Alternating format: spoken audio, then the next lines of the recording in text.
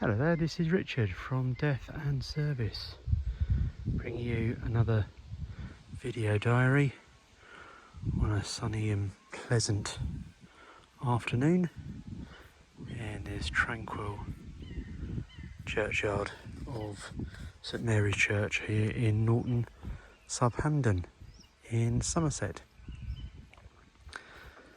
Wind in the trees and a buzzard squawking overhead.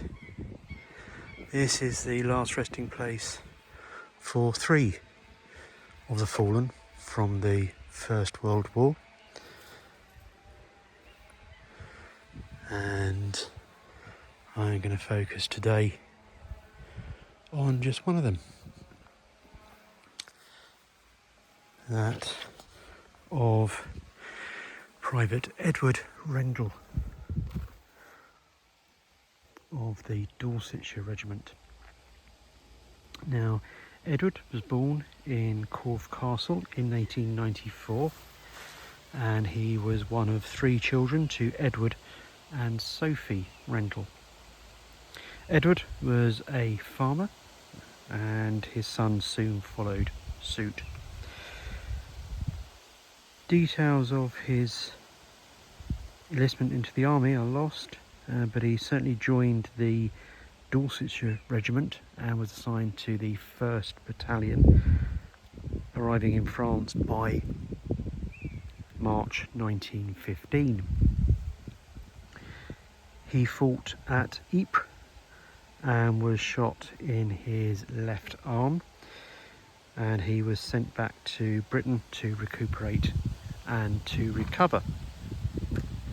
He didn't stay on home soil for long, however, as by September 1915 he had been sent east, and as part of his unit arriving in Gallipoli in September 1915.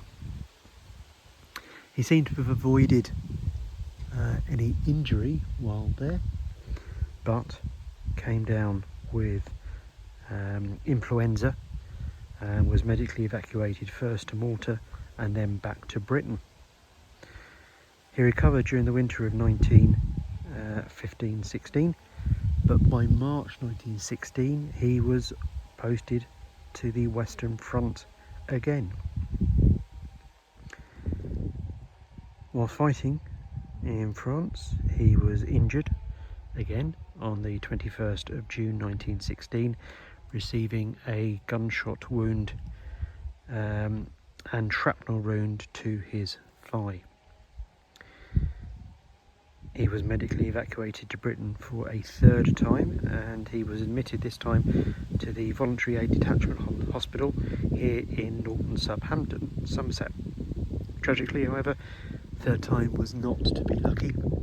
His wounds proved too severe, and he passed away while admitted to the hospital on the 30th of July 1916.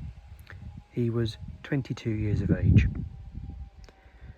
By this point, his parents, Edward and Sophie, were dead. His only living relative was his sister, Agnes, who was living down in Dorset. Private Rendell was laid to rest in St Mary's Church here in Norton-sub-Hamdon.